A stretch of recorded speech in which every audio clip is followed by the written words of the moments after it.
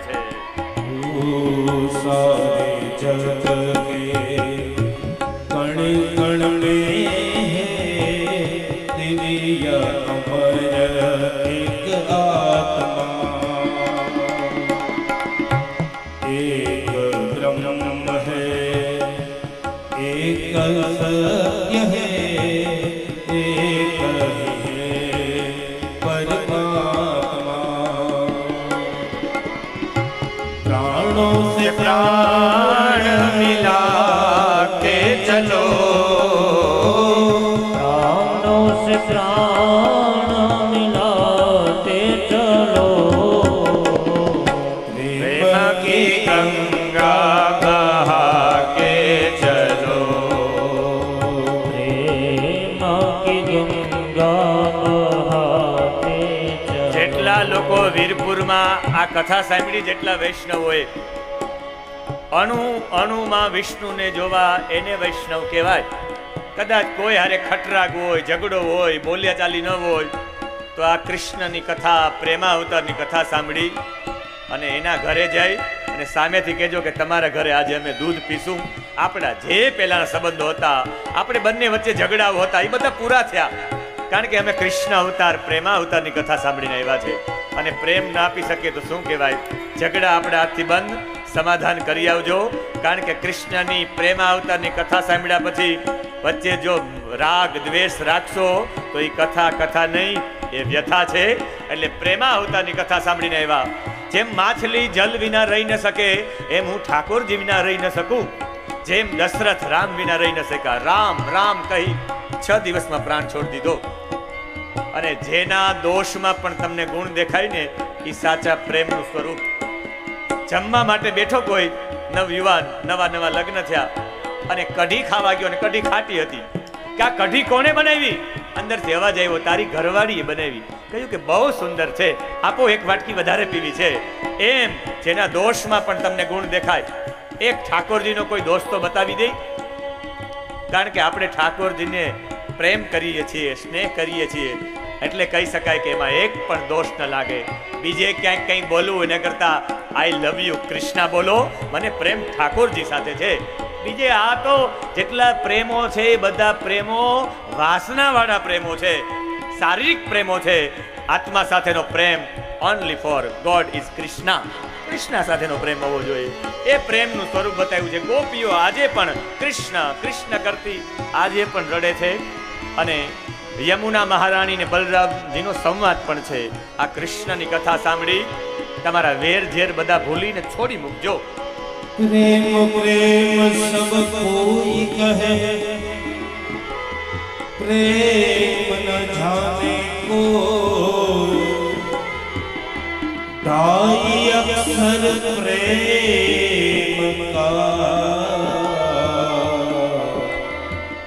પડે સો પંડિત હોય. સ્વામી રામ તીર્થે બધાને પ્રેમ આપ્યો છે. મારે એનું જીવન પણ કહેવું હતું, પણ સમય અભાવ. સ્વામી રામ તીર્થ 30 વર્ષની યુવાનીમાં બધા દેશો ફરી લીધા, દેશાટન કરી લીધું 30 વર્ષની ઉંમરમાં. અરે અમેરિકા, યુરોપ, એમાં જ્યારે કોઈ ન જતું ત્યારે સ્વામી રામ તીર્થ ગયા છે. કોઈએ પૂછ્યું, સ્વામી રામ તીર્થજી તમે ક્યાં ઉતરશો? અમેરિકામાં. એક ભાઈએ પૂછ્યું, ત્યાં તમારું કોઈ ઓળખીતું કે કોઈ છે કે નહીં? એની માથે હાથ રાખીને બોલ્યા રામતીર્થજી કે તું જ મારો ઓળખીતો, તું જ મારો સગો. વસુધૈવ કુટુંબકમ. અમારા માટે તો આખી દુનિયા છે, એ અમારું કુટુંબ છે. અને જેના હૃદયમાં પ્રેમ હોય ને, એના માટે વીરપુર શું, એના માટે વેરાવળ શું, એના માટે તો આખી દુનિયા એનું કુટુંબ, એના ભાઈઓ, એનો પરિવાર છે. એવી ભાવના હોવી જોઈએ. અને श्याम है एक ज भाई, समझो ना जुदाई, पालनहारा सबका वही, तालनहारा वही, नाता प्रभु से निभाते चलो, नाता प्रभु से निभाते चलो,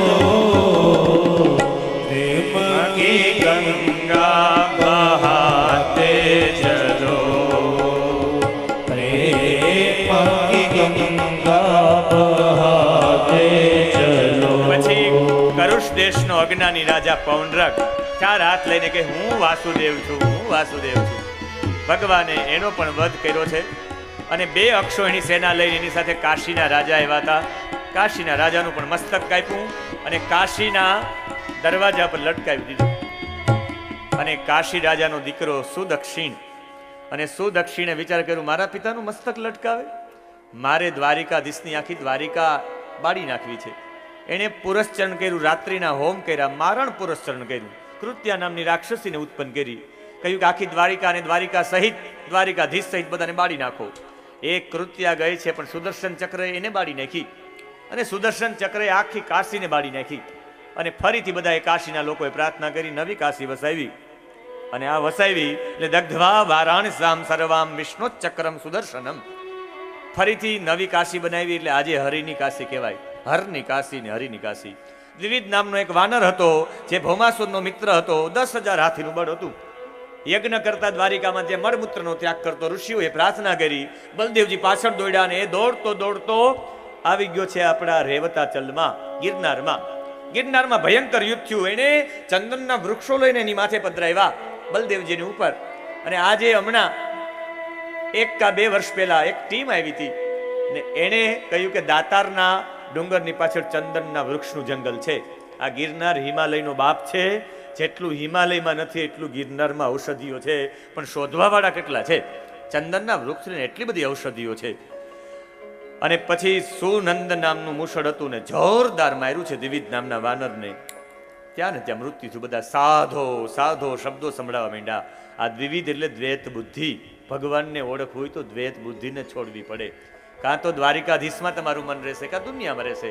એ દ્વિવિધ મન છોડ નાખ્યું છે. જાંબુવતીનો પુત્ર સામ દુર્યોધનની કન્યા સાથે લક્ષ્મણ સાથે લગ્ન કર્યા. અને આ તરફ બંનેનું યુદ્ધ થયું ને એ સમયે સુનંદ નામના મુશળથી આખી હસ્તિનાપુર હલાવી નાખ્યું. આજે પણ દક્ષિણ તરફ ઊંચો ભાગ ને ગંગાજી થોડાક નમેલા છે. યા હળની કમાલ છે બલદેવજીના. અને દેવર્ષિ નારદ જોવા આવ્યા કે ભગવાન 16,108 રાણી સાથે કેમ રે. અને એ દિનચર્યા ભગવાનની જોઈ, કેટલી સુંદર દિનચર્યા. ભગવાન પહેલા વેલા હતા સંધ્યા વંદન કરતા. ભગવાન 3 કાળ એટલા બધા રાજ્ય ચલાવવાળા, સતત પ્રવૃત્ત રહેવાવાળા પણ સંધ્યા કરતા. આપણામાંથી કેટલા એવા છે કે ત્રિકાળ સંધ્યા કરે, 3 ટાઈમ ભગવાનને યાદ કરે. એટલું કામ હોવા છતાં પણ ભગવાન યાદ કરતા. This is message. આ મેસેજ છે આપણા માટે. ભગવાન જેવા સતત તત્પર રહેવાવાળા પણ જો ત્રિકાળ સંધ્યા કરતા હોય આપણે કરવી જ પડે. બીજી સુધર્મા નામની સભામાં ભગવાન જતા. રોજ માટે સુધર્મા નામની સભા ભરતા, બધાને ન્યાય અપાવતા. કોઈને ન્યાય અપાવવો એ સૌથી મોટો ધર્મ છે. ખાલી ભગત રહેવા પૂરતી નથી કે આપણે સીધા સાદા નહીં. તમે સીધા સાદા નહીં, સજ્જનોની નિષ્ક્રિયતા સૌથી મોટું પાપ છે. જેટલું દુર્જનોની સક્રિયતાથી દુનિયાને નુકસાન નથી, એટલું સજ્જનોની નિષ્ક્રિયતાથી છે. અને ત્રીજું, ભગવાન એની પત્નીઓને પ્રેમ આપતા. જ્યાં નારદજી જાય એની પત્ની સાથે બેઠા હોય, હસતા હોય, ક્યાંય ભગવાન એટલે રૂપ લીધા હતા. આ મેસેજ આપે કે તમારા ઘરમાં તમારી પત્નીઓને પ્રેમ આપો. તમે દુકાનેથી આવો, ઝઘડા કરીને આવો, એ ગુસ્સાના ચપ્પલ બહાર ઉતારો. ઘરે આવો એ શાંતિનો છેડો છે. ઘરે આવો એટલે ટાઢા બોર થઈ જાઓ. જે પણ શાકમાં મીઠું વધારે પડી ગયું હોય ચાલશે, ચટણી પડી ગઈ ચાલશે, કારણ કે જરાય ગુસ્સો ન કરો. અને ગુસ્સો કરો તો તમારું ઘર અશાંત થઈ જશે, સ્મશાન થઈ જશે. એટલે બહુ ડુંગરાવાળીને પૂજવાની જરૂરિયાત નથી. ઉમરાવાળીને સન્માન આપો એટલે ડુંગરાવાળી એમને પ્રસન્ન થઈ જશે. સ્ત્રીઓને સન્માન આપવાની વાત છે. રાજસૂય યજ્ઞ માટે સહદેવે કહ્યું કૃષ્ણને પૂછો તો રાજસૂય યજ્ઞ કરીએ. ભગવાન કે કરવો જોઈએ. અને ભગવાને એ સમયે સંજય વંશી જે રાજાઓ હતા, એના સૈનિકો હતા, એ સહદેવ સાથે દક્ષિણમાં ગયા. મત્સ્ય દેશના સૈનિકો નકુલ સાથે પશ્ચિમમાં ગયા. કૈકેયી દેશના સૈનિકો અર્જુન સાથે ઉત્તરમાં ગયા. અને ભીમ પૂર્વમાં મદ્ર દેશના સૈનિકોને લઈને ગયા. અને એ સમય ભગવાન કે જરાસંધને મારવો જરૂરી છે. બ્રાહ્મણનું રૂપ લઈને ગયા છે. ભીમ, અર્જુન અને કૃષ્ણ. સવારમાં બ્રાહ્મણોને જરાસંધ દાન આપતો. બ્રાહ્મણ બનીને આવ્યા કે યુદ્ધ કરવું છે. યુદ્ધ કરવાની વાત કે બ્રાહ્મણ યુદ્ધ માગે નહીં, પણ બ્રાહ્મણ બનીને આપ્યા 100% આપીશ. તમે કોણ છો? એક પ્રદક્ષિણા ફેરી તો પાછળ દેખાણા ભાથાના નિશાની. ભાથા રાખી રાખીને નિશાન કાળા કાળા પડી ગયા હતા. સાચું બોલો કોણ છે? યુદ્ધ તો આપીશ. બ્રાહ્મણ બનીને આવ્યા. કૃષ્ણએ વાડ કાઢીને કહ્યું કે હું કૃષ્ણ એ ભાગેડું. તું તો ભાગી ગયો તો તારી સામે શું યુદ્ધ કરે? મથુરામ સ્વપુરીમ ત્યક્ત્વા સમુદ્રમ શરણામ ગતાહ. તારી સાથે યુદ્ધ નહીં કરું. અર્જુનને કહ્યું તું નાનો છે. ભીમ સાથે યુદ્ધ કર્યું અને ભીમે જરાસંધનો વધ પણ કર્યો. પણ જરાસંધનો વધ કર્યો ત્યારે 20,800 રાજાઓ હતા.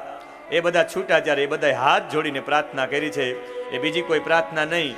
કૃષ્ણાય વાસુદેવાય હરયે પરમાત્મને પ્રણત ક્લેશ નાશાય ગોવિંદાય નમો નમઃ. આ પ્રાર્થના કરી બધા છૂટી ગયા. રાજસૂય યજ્ઞમાં 9 લાખ કંકોત્રી લખવામાં આવી હતી. 12 થી 13 લાખ લોકો આવ્યા હતા. બધાને સેવા આપવામાં આવી કે તમે શું કામ કરશો. અને એ કામ કરવા માટે દુર્યોધને ધનની સેવા હાથમાં રાખી. એના હાથમાં પદ્મ હતું. જેટલું વાપરો એટલું વધે. આ પદ્મ દુર્યોધનના હાથમાં નહીં, આપણા હાથમાં પણ છે. જેટલું આપશો ને ઠાકોરજી 10 ગણું દેવા માટે તત્પર છે. પણ તમારા ને મારા હાથમાંથી છૂટતું નથી. અમે તો વાવી જ નાખીએ, જેટલું આવે એટલું વાવી નાખીએ. અને બીજું, રસોઈની સેવા ભીમને આપવામાં આવી હતી. જે ખાઈ શકે એ ખવડાવી શકે. આ રીતે દ્રૌપદીને પીરસવાનું બધાને સેવા આપી. કહ્યું કે મને કંઈક સેવા આપો. દ્વારિકાધીશ કહે બધા કે કંઈ નહીં પ્રભુ. યુધિષ્ઠિર કે કંઈ બાકી રહે તો પછી તમે સ્વીકારજો. કંઈ બાકી જ ન રાખ્યું. પણ 2 વસ્તુ ભૂલાઈ ગઈ હતી. એક ઋષિ મુનિઓ આવે એના ચરણ પ્રક્ષાલન કરવા, એનો પગ પખાડવો, એનો પગ ધોવો, એનું ચરણામૃત લેવું અને બધા જમી લઈ પછી પાતર ઉપાડવી. આ કામ દ્વારિકાધીશે કર્યું છે. કોઈની આ પ્રસંગમાં જાવ ને તો આવું કામ કરવું. જે લોકો રસોડામાં કામ કરે છે, કથાના મંડપ સુધી નથી આવ્યા, એ સવારથી ઉઠીને સાંજ સુધી કામ કરે છે. મને એમ લાગે કે એ દ્વારિકાધીશને પસંદ છે એવું કામ કરે છે. ભગવાને પણ આવું કામ કર્યું છે, પાતર લેવાનું અને પગ ધોવાનું. અને પછી તો અગ્રપૂજા કોની થાય? કૃષ્ણ, ગૌતમ, અસિત, વશિષ્ઠ બધાએ કહ્યું કે અગ્રપૂજા જો કરવી હોય તો ફક્ત અને ફક્ત કૃષ્ણની થઈ શકે. અને એ સમયે એક વ્યક્તિ એવો હતો, એ ગાળો બોલ્યો છે ભગવાન ઉપર. અને એવી ગાળો બોલ્યો છે, 100 ગાળો ઉપર બોલ્યો છે. એવમ આદિન્ય ભદ્રાણી બબાશે નષ્ટ મંગલ. કે જેનું કુળ ખબર નથી, જેને ગાયો ચરાવતા આવડે એની અગ્રપૂજા હોય. અને એ હતો શિશુપાલ, ચેદીરાજનો દીકરો, શ્રુતસ્રવાનો દીકરો. શ્રુતસ્રવા એટલે કૃષ્ણના ફઈ. જેને કોઈ જ્યોતિષે કહ્યું તમારો દીકરો 4 હાથવાળો આવશે અને જેના ખોળામાં તમે રાખશો ને 2 હાથ ખરી જશે, એ તમારા દીકરાને મારનારો હશે. ખરેખર 4 હાથવાળો દીકરો આવ્યો. બધાના ખોળામાં આપે પણ એમાંથી હાથ ખરે નહીં. પણ એવો જેવો ખોળામાં રાખ્યો ને 2 હાથ ખરી ગયા કૃષ્ણના ખોળામાં. કહ્યું કે તું મારા દીકરાને મારીશ? તારી ફઈનો દીકરો થાય, કંઈક તો ધ્યાન રાખ. તો કે ભાઈ ગુનો કરે તો ફઈબા મારવો પણ પડે. કે તારે એને ગુના થોડાક તો માફ કર. કે કેટલા માફ કરું? બોલો ફઈબા. કે 100 ગુના માફ કરવાના. ભગવાન કે માફ. પાછા ફઈબા કે એમ નહીં હો, એક યારે 100 કરે. તો આજ 95 કરે ને, નવો દિવસ ઉગે, નવો દિવસનો નવી ઘોડી નવો દા, બીજા દિવસથી પહેલેથી ગણવામાં આવે. કહ્યું ભલે કંઈ વાંધો નહીં. 101 ઉપર ગાળો કઢાવી, સુદર્શન ચક્ર છોડ્યું, મસ્તક કપાઈ ગયું. એ તેજ ભગવાનમાં આવીને વિલીન થઈ ગયું. એ જય અને વિજય હતા. એ જ દંતવક્ત્ર અને શિશુપાલ બન્યા છે. એ જ રાવણ ને કુંભકર્ણ, એ જ હિરણ્યાક્ષ ને હિરણ્યકશિપુ. આગળ જતા દંતવક્ત્રનો પણ વધ થયો. દુર્યોધને ના અપમાન માટે યુધિષ્ઠિરની સંપત્તિ જોઈ અને દુર્યોધનને ગમ્યું નહીં. મય નામના દાનવે માયાની રચના કરી. સ્થળ ત્યાં જલ ને જલ ત્યાં સ્થળ. એમાં જ્યાં સ્થળ હતું ત્યાં જલ દેખાણું એટલે લઈ લીધા ધોતિયા ઊંચા. પણ જ્યાં જલ હતું ત્યાં સ્થળ દેખાણું, જાલવા ગયા એટલે પડ્યા. અને આંધળાના દીકરા આંધળા, એના ઉપર આખું મહાભારત થઈ ગયું છે. મહાભારતનું યુદ્ધ પણ થયું છે. શાલ્વ સાથે યુદ્ધ થયું. ભગવાને એ સૌભ નામનું વિમાન હતું એ તોડી નાખ્યું છે. વિદુરથને ચક્રથી શિરચ્છેદ કરી નાખ્યો છે. દંતવક્ત્રનો ભગવાને વધ કર્યો છે કૌમુદી ગદાના પ્રહારથી. તટસ્થ એવા મહાભારતના યુદ્ધ પૂરું થયું છે. મહાભારતના યુદ્ધ પછી તીર્થ સેવન માટે નીકળી ગયા છે બલરામજી. આ તરફ ભગવાને વિચાર્યું કે હવે શું કરું? ઇલવલનો પુત્ર બલવલ, અને ભગવાને એને પણ જ્ઞાન આપ્યું. પણ હવે ભગવાન ને યાદ આવે એનો મિત્ર. અને સુખદેવજી એના મિત્રની કથા કહે છે કે ભગવાનના 3 મિત્રો, એમાં એક મિત્ર છે કર્મ પ્રધાન મિત્ર, જેનું નામ છે અર્જુન. એક ભગવાનનો મિત્ર છે જ્ઞાન પ્રધાન, જેનું નામ છે ઉદ્ધવ. અને ભગવાનનો એક મિત્ર છે ભક્તિ પ્રધાન. ભક્તિ, કર્મ અને જ્ઞાનનો સમન્વય મિત્રતામાં પણ ભગવાને કર્યો છે. અને એ ભક્તિવાળો મિત્ર જેને બધા કહી સુદામા. અને આ પાત્રને બધા કે સુદામા દરિદ્ર હતા, ગરીબ હતા. કહ્યું કે સુદામાને ગરીબ કેવો હોય? સુદામાને ગાઢ છે. મને કોઈ એક સંતની ફિલોસોફી ગમે છે. હવે કોઈ પુરાણવાળી વાત નથી, પણ એક કોઈ સંતે ફિલોસોફી આપી છે કે એક ગરીબ મહિલા હતી, તેની પાસે ખાવાનું અન્ન નહોતું.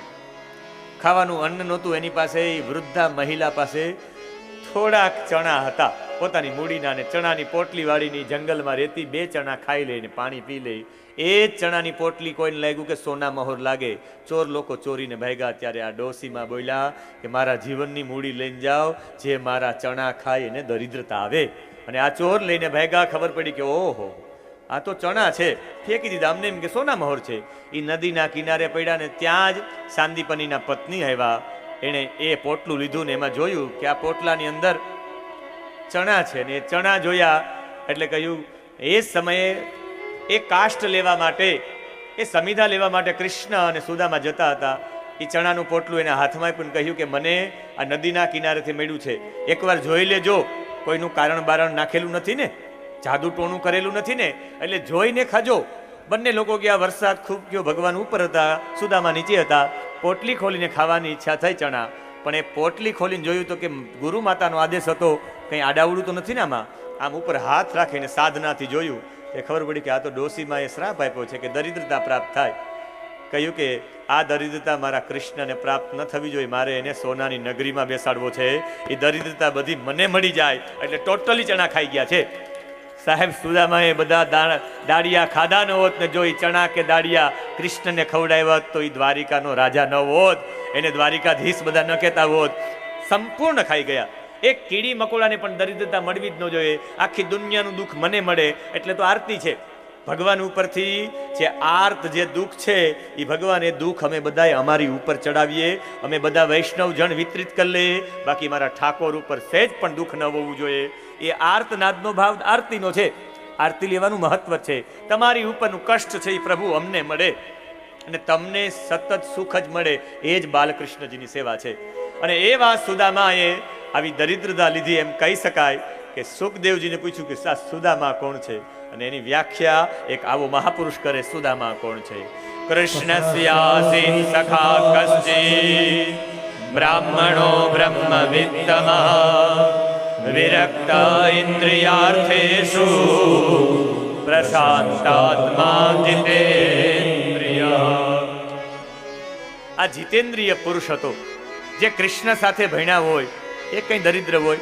આપણે કૃષ્ણની સેવા કરીએ તો એ દરિદ્ર નથી, પણ આણે અયાચક વ્રત લીધું હતું. સંન્યાસી ન લઈ શકે. આ ગૃહસ્થાશ્રમમાં રહી, જેને 3 બાળકો, છતાં પણ કોઈ પાસે માગવું એમ નહીં. કોઈ ધરારથી દઈ જાય, ધરારથી દઈ જાય તો લઈ પણ નહીં. લ્યો આ તમને એક કવર આપીએ તો એ કવર આજના શાસ્ત્રી હતા નહીં કે ત્યાં આજના બ્રાહ્મણ હતા નહીં, કવર ખીચામાં મૂકી દે. એ પૂછે ભાઈ કે મેં તારું કર્મ કર્યું નથી, શા માટે લઉં? કે હું ખુશીથી દઉં. તો કે તારું ગોત્ર બોલ, તારું નામ બોલ. રાત્રે 10 માળા કરે, જેણે મને 10 રૂપિયા આપ્યા, ભગવાન એનું કલ્યાણ કરજે. આવા સુદામા હતા. અને હાલત એટલી બધી નબળી થઈ ગઈ, ત્યારનો સમાજ એને પોષણ કરવા વાળો નહીં હોય. આજે પણ એવા સુદામા ઘણા બધા ગામમાં રહે છે. આમાંથી કેટલા બધા લોકોને એવો વિચાર ક્યારે આવે કે ગામમાં એ ભૂદેવ આપણા ગામનું કર્મકાંડ કરે છે, એની આજીવિકા ન તૂટે એટલે હું સામેથી જઈને કંઈ દઈ આવું, એવો વિચાર આજ સુધી નથી આવતો. તમે તમારા ગામના ભૂદેવની બીજી કોઈ સેવા ન કરી શકો તો કંઈ નહીં, પણ એક સેવા ચોક્કસ કરજો. મારી વિનંતી છે, તમારા ગામના ભૂદેવનો બાળક હોય ને એને સંસ્કૃતના પુસ્તક લઈ આવીને દેજો કે એ વાંચતા થાય. એ વાંચે એટલે એમાંથી કંઈક અર કાઢીને તમને આપી શકે. એની પાસે તમે સારામાં સારું એને સંસ્કૃત ભણાવવા માટે દરેક ગામના લોકોની વિનંતી છે, એના ગામના ભૂદેવને સંસ્કૃતનું અધ્યયન કરાવડાવે. એનો ખર્ચો એ આપે કે અમારે આખા ગામ સહિત અમે ખર્ચો ઉપાડશું. ગોર બાપા, તમારા દીકરાને સંસ્કૃત ભણવા માટે મોકલો. સંસ્કૃતિ ટકાવવી હોય તો સંસ્કૃતની જરૂરિયાત છે. એ સંસ્કૃત ટકાવવું હોય, સંસ્કૃતિ ટકાવવી હોય તો બ્રાહ્મણની જરૂરિયાત છે. એ બ્રાહ્મણ ટકાવવું હોય તો એની આજીવિકાનો ખર્ચ એ તમારી જવાબદારી છે. સંસ્કૃત ટકાવવી હોય તો બ્રાહ્મણ જરૂરી છે. જે ઘણા ગામમાં બ્રાહ્મણો અધ્યયન નથી કરી શકાય એનું કારણ મારા જ દાદા હતા. મારા દાદાની ઈચ્છા હતી, મારા દાદાની એવી ઈચ્છા હતી કે મારા બાળકોમાંથી કોઈ સંસ્કૃત ભણે. પણ એ સમયમાં મારા દાદાના એવી બધી સ્થિતિ તો હતી પણ એ સંસ્કૃત ભણાવી ન શક્યા. પછી મારા દાદાએ મારા મોટા બાપુજીના દીકરાને સંસ્કૃત ભણવા માટે રાજુલા મોકલા. તત્વજ્યોતિ વિદ્યાપીઠમાં મારા દાદા ખુદ ગયા અને એ મારા મોટા બાપાના દીકરા, મારા મોટા ભાઈને સંસ્કૃત પાઠશાળામાં મૂકી આવ્યા. પૂજ્ય રમેશભાઈ ઓઝા સાથે એ મારા મોટા ભાઈ ભણેલા છે. એ 1-2 વર્ષ ત્યાં ભણ્યા, પણ એ આવ્યા પણ એટલું બધું સંસ્કૃતનું અધ્યયન એને કર્યું નહીં ત્યાં. પણ અત્યારે મને એવું થાય કે મારા દાદા જીવિત હોત તો એ છાતી ઠોકીને કે મારો પૌત્ર સંસ્કૃત ભણ્યો છે, એ એમ PhD થયો છે, એની ચેતના હશે ને 100% ક્યાંક આનંદ થતો હશે કે હું ભણ્યો, જે એની ઈચ્છા હતી. એટલે ક્યારેક ઈચ્છાઓ કોઈ ન પૂરી કરી શકતા હોય તો ગામની ફરજ બને, ગામમાંથી એક બ્રાહ્મણ, ગામ સુધારવું હોય ને તો બ્રાહ્મણ કટિબદ્ધ હોવો જોઈએ. બ્રાહ્મણ કરોડરજ્જુ છે, એટલે આ બ્રાહ્મણને કોઈ પ્રકારની મદદ નહીં કરી હોય, એટલે એની પત્નીની હાલત કહેતા કહે છે કે સુશીલા નામની એની પત્ની સારા ચરિત્રવાળી, અને એનું હાલત કેવી હતી, કહ્યું કે કુચૈલસ્ય તસ્ય ભાર્યા કુચૈલસ્ય, એની પત્નીએ તૂટેલા કપડાં પહેર્યા હતા, ફાટેલા. કોઈ પતિ ઠીકડાવાળા કપડાં પહેરશે પણ એની પત્નીને કોઈ દિવસ તૂટેલા કપડાં ન પહેરાવે. આ પત્નીએ તૂટેલા કપડાં પહેર્યા હતા, એનો મતલબ કેટલી એની હાલત નાજુક હશે. હાલત નાજુક હતી એમ નહીં, એના દીકરાઓ હતા, એને ઓઢવા માટે ધાબળાય ન હતા, સુડાઓમાં શિયાળામાં એની ઉપર રાખ પધરાવવામાં આવતી. એ સમાજ ત્યારે ક્યાં ગયો હશે? અને એ સમયે 12 દિવસના વહાણા વીતી ગયા, ઘરની અંદર અન્ન નહીં, એ માં કેમ સમજાવતી હશે કે દીકરા આની અંદર શું છે? રોજ કે માં ભૂખ લાગી, કહ્યું કે જો તપેલું ઉકળે છે, તમે મારી પાસે બેસો, એક વાર્તા સંભળાવું ને પછી લેજો. એમ વાર્તા કરતા કરતા સુવડાવી દે, સવારમાં ઉઠે એટલે જલ પીવડાવી દે. એ 12 દિવસના વાણા વીતી ગયા, કોઈ પાસે માગવા નહીં. એક માં કેમ રહી શકે? અને માએ આ દ્રશ્ય જોયું એટલે આંખોમાંથી પાણી જતા રહ્યા. પણ એક અયાચક વ્રત ધારણ કરનારની પત્ની હતી. પત્નીનો પહેલો ધર્મ છે એના પતિના અનુસારે ચાલે, એના પતિના પગલે હાલે. માં તો બીજા નંબરમાં બને, પણ પેલા પત્નીનો પોતે આખો ભાગ ભજવવાનો. મારા પતિનો એક પણ નિયમ તૂટે, એનું અયાચક વ્રત છે. કોઈ પાસે માગવું નહીં, કોઈ એમને આપે તો લેવું નહીં. આ વ્રત મારું તૂટવું ન જોઈએ. અને સતત રડે, કારણ કે માં દીકરાને ન જોઈ શકે, એક બાજુ પતિ ને એક બાજુ દીકરા. ખૂબ રડ્યા ત્યારે ભગવાન એમ થયું કે આ રડી રડીને પ્રાણ ન છોડી દે પોતાનો. અને પ્રાણ ન છોડી દે એટલે ભગવાન દ્વારિકાધીશ પોતે આવ્યા છે.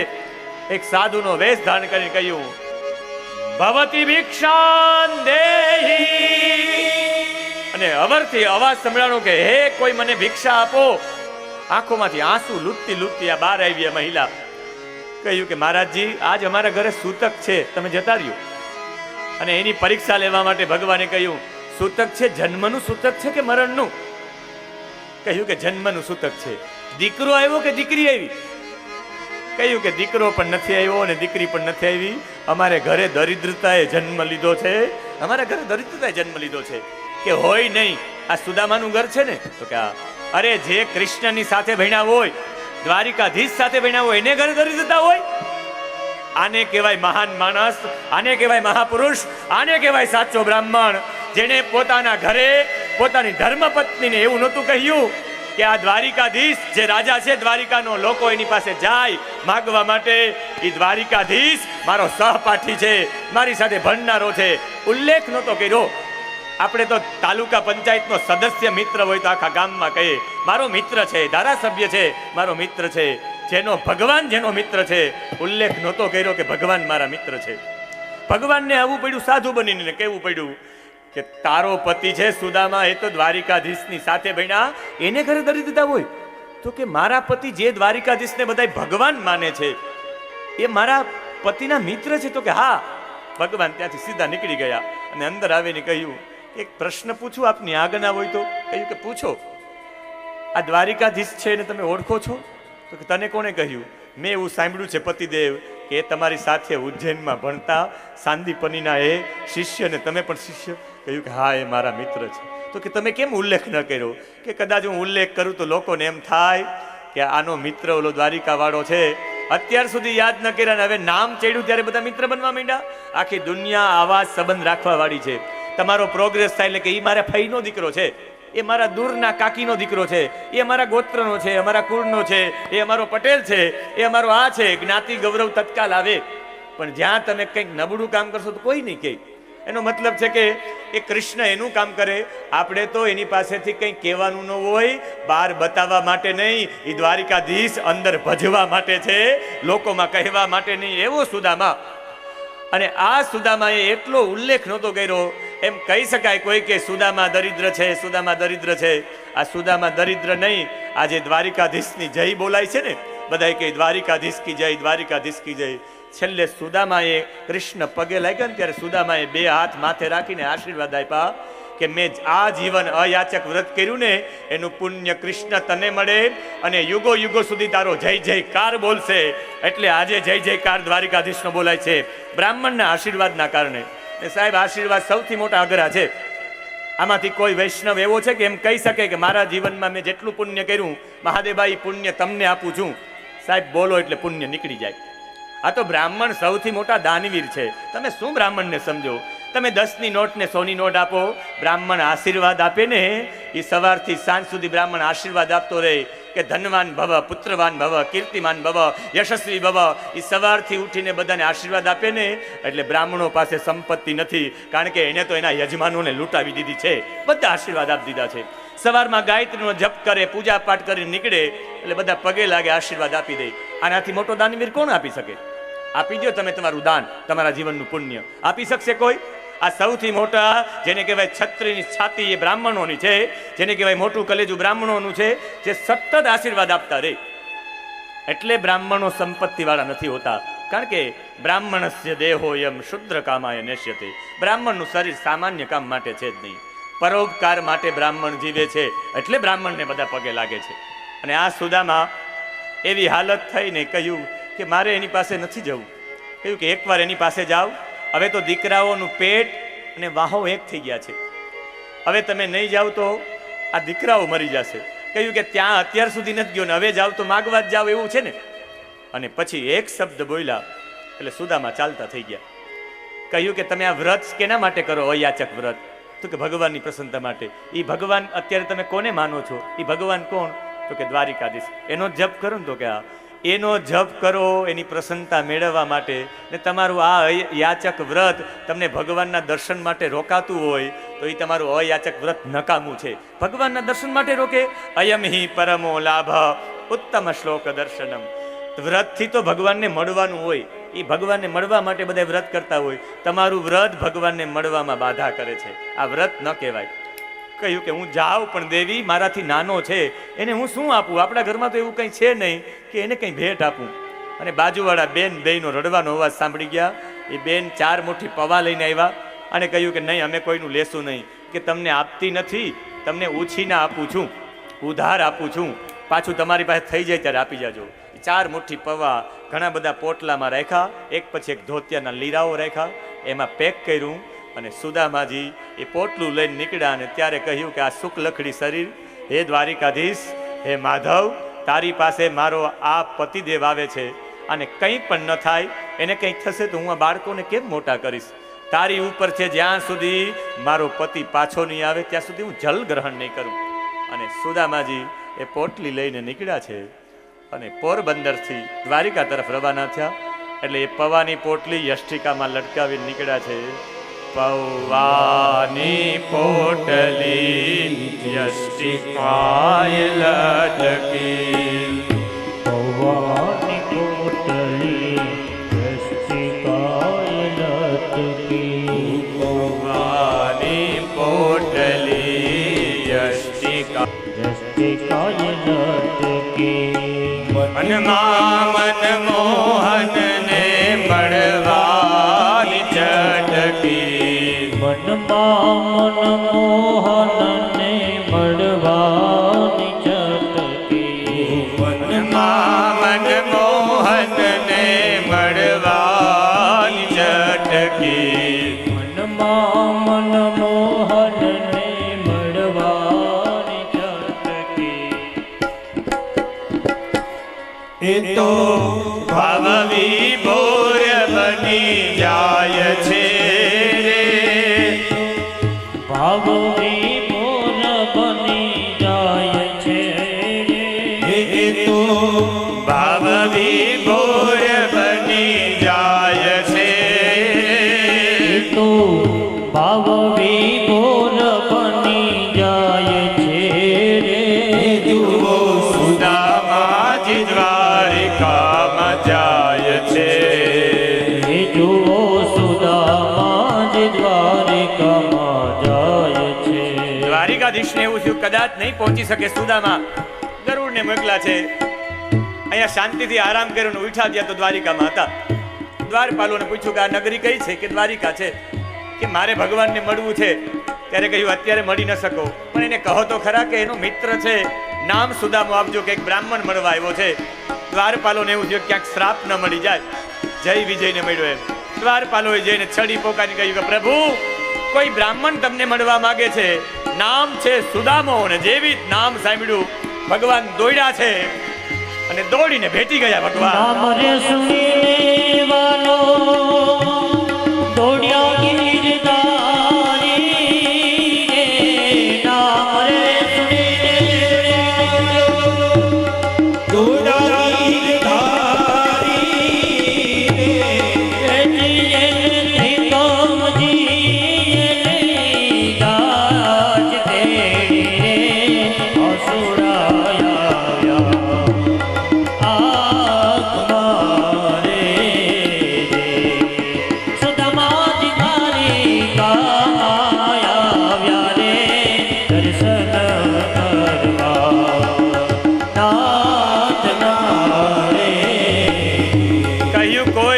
યમુના જલ લઈ આવો, ગંગા જલ લઈ આવો, સોના ચાંદીના પાત્રો લઈ આવો. આજ મારો મિત્ર આવ્યો છે. આજ એક બ્રહ્મર્ષિ આપણી દ્વારિકામાં પધાર્યા છે. હજી તો બધા જાય લેવા, ત્યાં તો આંખોમાંથી આંસુ પડી ગયા. આંખોના આંસુથી ભગવાનના ચરણો પખાડે છે. ભગવાન સુદામાજીના અંગડા ધોવે છે આઠે કોટ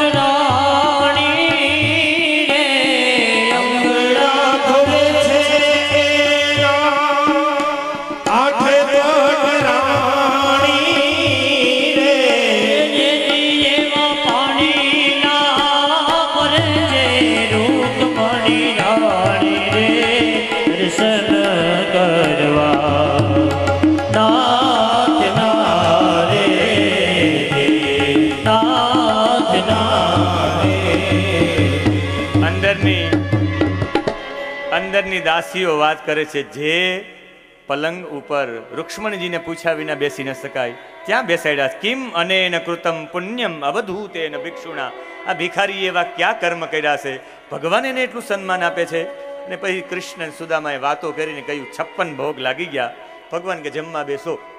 પણ હવે જમવા બેસવામાં એ 56 ભોગ જોયા અને કોળીઓ મુખ ઉપર લેવા ગયા. જેના બાળકો 12 દિવસથી ભૂખ્યા હોય એ બાપ જમી શકે? હાથમાંથી કોળીઓ પડી ગયો, આંખમાંથી આંસુ પડી ગયા. અને કૃષ્ણ કહે કેમ સુદામા રડે છે? ને કહ્યું ક્યાંક આ મને ઓળખી જશે કે મારી ગરીબાઈ છે, મને કંઈક આપી દેશે તો એ મારું અયાચક વ્રત તૂટી જશે. આંખો લૂછીને કહ્યું કે મને તો નાનપણ યાદ આવી ગયું, આપણે સામ સામે કોળી આપીને જમાડતા. સુદામાને કોળીઓ ખાઈ ન શકે ખ્યાલ આવી ગયો. કૃષ્ણે કોળિયા મુખમાં આપ્યા છે કે આ તો જમી નહીં શકે.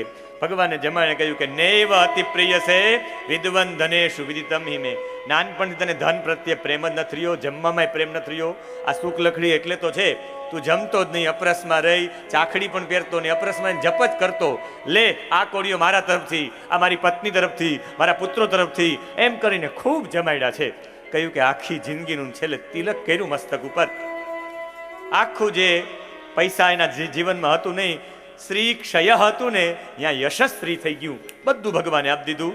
પણ ઓલી પોટલી હવે 56 ભોગ જોઈને ખોલવાનો વિચાર થાય એટલે પોટલી કાઢી શકતા નતા. ભગવાને સ્વયં જહાર, ભગવાને પોતે જ ખેતી લીધી કે આ શું છે?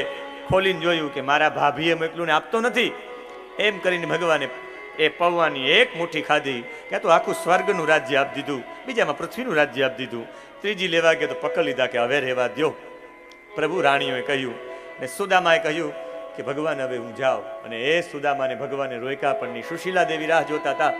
ભગવાન સામાન્ય માણસ આવે તો એને સોનાના રથમાં લઈ જાય, પણ સુદામાને ચલાવ્યા છે દ્વારિકામાં. અને છેલ્લે દ્વારિકાના છેલ્લા તટ ઉપર પહોંચ્યા ત્યારે ભગવાન એને પગે લાગ્યા. ત્યારે ભગવાનને આશીર્વાદ આપ્યા કે યુગો યુગો સુધી તારી કીર્તિ ગવાશે, એ મારા આશીર્વાદ છે. મારા યાચક વ્રતનું પુણ્ય હું તને આપી દઉં છું. અને આશીર્વાદ આપ્યા. છેલ્લે કૃષ્ણના મુખ ઉપર હાથ ફેરવીને કહ્યું કૃષ્ણ બહુ યુદ્ધ કર્યા છે, હવે યુદ્ધ ન કરતો. તારો કેટલો કોમળ ચહેરો હતો અને કેવો થઈ ગયો છે. અને છેલ્લે દ્વારિકાધીશે રજા આપીને બધાએ પૂછ્યું કે શા માટે સુદામાને ચલાવ્યા? ત્યારે કહ્યું કે આવો બ્રહ્મર્ષિ, આવો તપસ્વી દ્વારિકામાં ચાલે ને, અમારી આખી દ્વારિકા પાવન થાય એટલે સુદામાને ચલાવ્યા છે. તમારા ગામમાં કોઈ પવિત્ર માણસ ચાલવો જોઈએ એટલે સુદામા આખી દ્વારિકામાં ચાલ્યા છે. સુદામા જેવા ત્યાં પહોંચ્યા ત્યાં એણે જોયું કે મોટો બંગલો બની ગયો, પણ સુદામા રડ્યા છે. પોરબંદરમાં મોટો બંગલો જોઈને કહ્યું, અધનોયમ ધનમ પ્રાપ્ય માધ્યન્નોચ્ચૈર મામ સ્મરે ઇતિ કારુણિકો નૂનમ ધનમ મે ભૂરિના દદાત. હે ભગવાન, મને સંપત્તિ ન આપ. સંપત્તિ આપીશ તો હું છકી જઈશ. મને ધન ન આપ. તારો આભાર, તું મને કંઈક ન આપ. અને એ સમય આખી ઝૂંપડી મારીને આખી જિંદગી ભગવાનનું નામ લઈને આખો સમય પસાર કર્યો છે. પરીક્ષિતજીને કહે છે સુખદેવજી કે હે પરીક્ષિત, બ્રાહ્મણા પ્રભવો તો કૃષ્ણની કૃપા તો મળે. ભલે કૃષ્ણ એકવાર સૂર્ય ગ્રહણ થયું અને કુરુક્ષેત્રમાં સમંત પંચક તીર્થમાં ભગવાન કૃષ્ણ ગયા છે. અને એ કુરુક્ષેત્રના સૂર્યગ્રહણના મેળામાં વૃંદાવનના લોકો પણ આવ્યા. 100 વર્ષ થઈ ગયા અને બધા મેળા, રૂક્ષ્મણી મેળા, રાધાજી મેળા, અને બધા સાથે મેળા. રૂક્ષ્મણીજી કે ભગવાન, તમે અન્યાય કર્યો છે. આ રાધા એટલો પ્રેમ કર્યો અને તમે એને અપનાવ્યા નહીં. કહ્યું કે આ વખતે તો નહીં અપનાવું, પણ યુગો યુગો સુધી તમારામાંથી એક પણ પટરાણી મારી બાજુમાં રહેશે નહીં. ઓનલી ફોર રાધા જ રહેશે.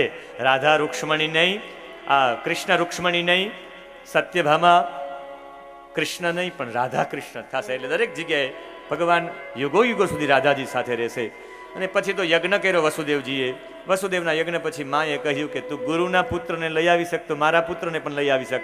મારે મારા પુત્રને સ્તનપાન કરાવવું છે. ભગવાન 6 પુત્ર જે ભગવાનના ભાઈઓ હતા, સ્મર, ઉદ્ગીત, પરિશ્વંગ, પતંગ, શુદ્રભૂત, અંધૃણીને લઈ આવ્યા છે. બધાને સ્તનપાન કરાવીને ફરી મુક્ત કર્યા છે.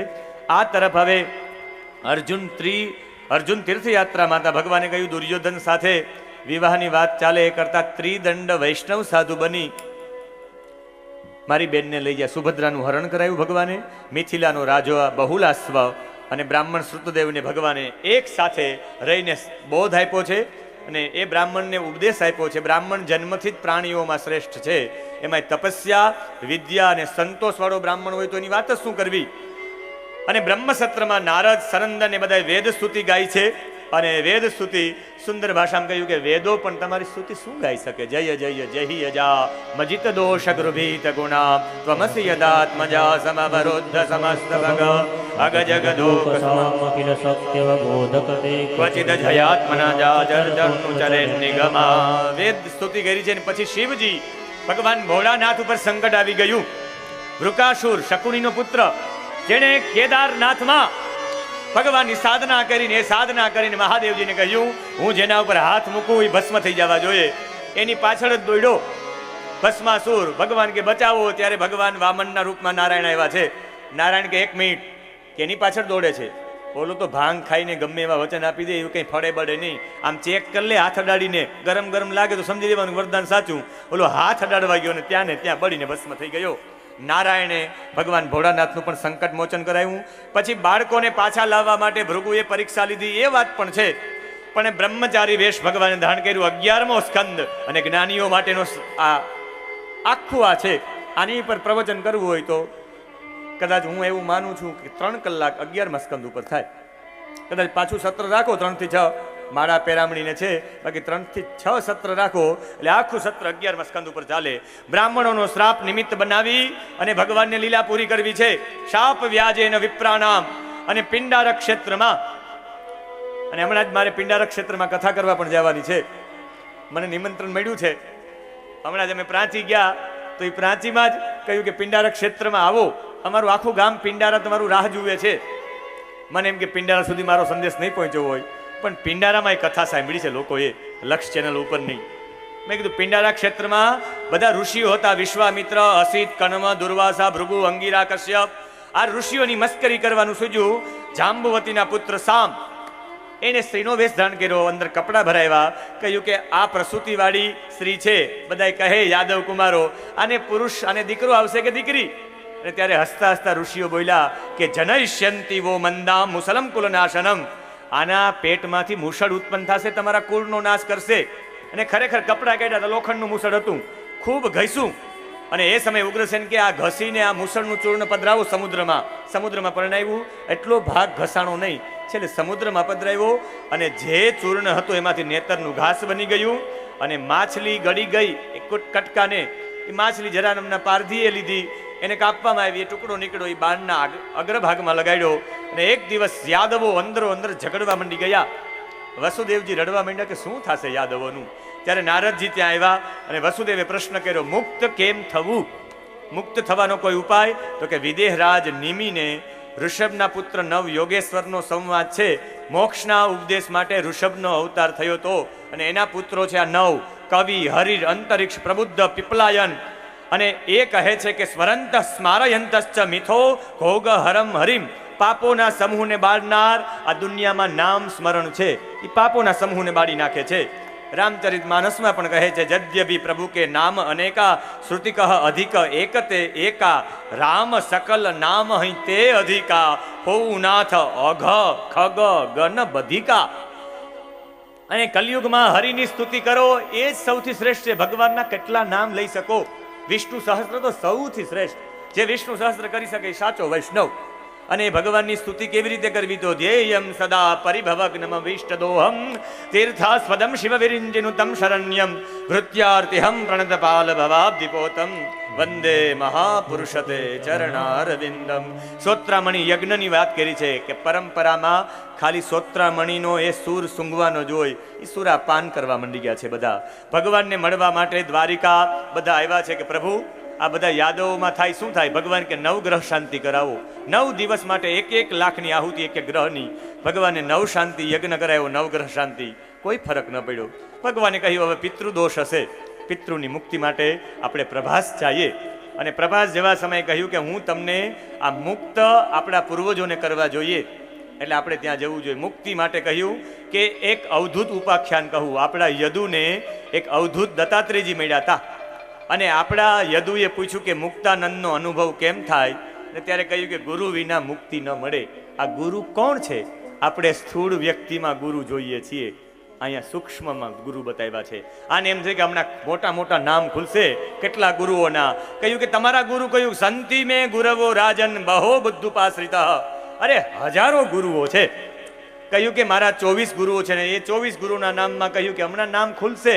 કે તો પેલા કહ્યું મારો એક ગુરુ પૃથ્વી છે, આકાશ છે, વાયુ છે, જલ છે, અગ્નિ છે, ચંદ્ર છે, સૂર્ય છે, કબૂતર છે, અજગર મારા ગુરુ છે, સમુદ્ર મારા ગુરુ છે, પતંગિયું મારા ગુરુ છે, અરે મધુ મક્ષિકા માખી મારા ગુરુ છે, હાથી મારા ગુરુ છે, મધ લૂંટનારો પારધી મારા ગુરુ છે, હરણ મારા ગુરુ છે, માછલી મારા ગુરુ છે, પિંગલા નામની વેશ્યા મારા ગુરુ છે, ટીટોડી મારા ગુરુ છે, બાળક મારા ગુરુ છે, કુંવારી કન્યા મારા ગુરુ છે, એક બાળ બનાવનારો પારધી મારો ગુરુ છે, એક સર્પ મારો ગુરુ છે, એક કરોડિયો મારો ગુરુ છે, એક ભમરી મારો ગુરુ છે. આપણે એમ થાય ગુરુ તો પૃથ્વી તત્વમાંથી જ્યાંથી ગુણ મળે એને ગુરુ જ કહેવાય. અમને કોઈ કે ગુરુ બનાવ્યા, અમે તો 150 ગુરુ બનાવ્યા છે. જેટલા પાસે ભણ્યા, પાઠકો વાચકશ્ચૈવ દર્શકો બોધકસ તથા પ્રેરક સૂચકશ્ચૈવ ષડેતે ગુરવ સ્મૃતાઃ. તમને કોઈ પ્રેરણા આપે ગુરુ કહેવાય. તમે કોઈ પુસ્તકમાંથી કંઈક વાત લ્યો તો બોલવું પડે. પરમ પૂજ્ય પાંડુરંગ શાસ્ત્રીજીના વ્યાસ વિચારમાંથી બોલું છું, હું આનંદમયી માતાના અધ્યાત્મ રહસ્યમાંથી બોલું છું, હું રમણ મહર્ષિના પુસ્તકમાંથી બોલું છું, હું અરવિંદના પુસ્તકમાંથી બોલું છું, હું વલ્લભાચાર્યજીની ટીકામાંથી બોલું છું, હું સુબોધિનીજીમાંથી બોલું છું. તમારે બોલવું જ પડે. તમને જ્યાંથી જ્ઞાન મળે એ ગુરુ જ કહેવાય. જ્યાંથી કંઈક મેળવો એ ગુરુ કહેવાય. પૃથ્વીમાંથી શું મેળવ્યું? મેં ક્ષમાનો ગુણ મેળવ્યો છે. દત્તાત્રેયજી કહે છે મેં સહન શક્તિનો ગુણ મેળવ્યો છે. પૃથ્વી જેટલું કોઈ સહન નથી કરતા. આપણે આયરન, કોપરન, ડીઝલ, પેટ્રોલ આ કરીને વિંધા પાડી દીધા છે. પણ આ પૃથ્વીને કંઈક અનુરૂપ થાય એવું એક પણ કાર્ય કર્યું છે? બતાવો આમાંથી કોઈ કે જેણે આ પૃથ્વીને હરીભરી રાખવા માટે 10 વૃક્ષો એના જીવનમાં વાવ્યા હોય. એમાં આપણે શૂન્ય છીએ. એના પછી આકાશમાંથી મેં નિર્લિપ્તતાનો ગુણ લીધો છે. આકાશ સૌમાં રહે પણ એટલો બધો નિર્લેપ રહે. સમાજ વચ્ચે રહ્યો, ગૃહસ્થાશ્રમમાં રહ્યો, લગ્ન કરો પણ નિર્લિપ રહ્યો. વાયુ સર્વત્ર છે પણ અનાસક્ત છે, અનાસક્તિનો ગુણ લીધો. જલમાંથી સ્વચ્છતાનો, તમારો સ્વભાવ સ્વચ્છ જલ જેવો રાખો, જલમાંથી સ્વચ્છતાનો ગુણ. અગ્નિમાંથી પવિત્રતા. મેં ચંદ્રમાંથી વધઘટ થાય, ચંદ્રમાં પૂર્ણિમા અને અમાસમાં પણ પ્રસન્ન જ હોય. એમ મેં તમારા જીવનમાં દુઃખ આવે સુખ આવે તમે પ્રસન્ન રહ્યો. મેં સૂર્યમાંથી જલ ગ્રહણ કરવાનો ગુણ લીધો, પણ જલ ગ્રહણ કરે સૂર્ય, પણ વરસાદ પણ સૂર્ય જ વરસાવે. જેટલો તમે ગ્રહણ કરો એટલો ત્યાગ કરો. અને અહીંયાથી હું આમ ભેગા લઈને જતો રહું તો એ સૂર્યમાંથી ગુણ લીધો ન કહેવાય. અને તમારા ગામમાં કોઈ એક વૈષ્ણવ તૈયાર થાય, હું 5,555 રૂપિયા આપતો જાઉં, તમે પુષ્ટિ સંપ્રદાયના ગ્રંથો વસાવો તમારા ગામમાં અને ભગત વાર્તામાં તમે આ ગ્રંથોનો સદુપયોગ કરો, એટલે તમારા ગામમાં પુષ્ટિ સંપ્રદાયના ગ્રંથો વસાવો અને ભગત વાર્તામાં એ વંચાય. એ માટે હું આ સૂર્ય પાસે, મેં તમારા પાસે, તમારા ગામ પાસેથી આ ગ્રહણ કર્યું, તમારા ગામના લોકોએ ઠાકોરજીને જે સમર્પિત કર્યું, એમાંથી 5,555નો એક ભાગ તમારા ગામના આ ગ્રંથો વસાવવા માટે હું અહીં અર્પણ કરતો જાઉં. મને આજ સવારમાં એક ભાઈ આવ્યા કે અમે બધાએ તમારી પાસે કથા સાંભળી છે, અમારા ગામનો નિયમ છે કે વ્યાસજી પાસેથી એમને ન સંભળાય, અમારે કંઈક આપવું છે. મેં કીધું ભાઈ મારે કંઈ જોતું નથી, કે આ વૈષ્ણવોનો આગ્રહ છે, વૈષ્ણવ એમને ન સાંભળે.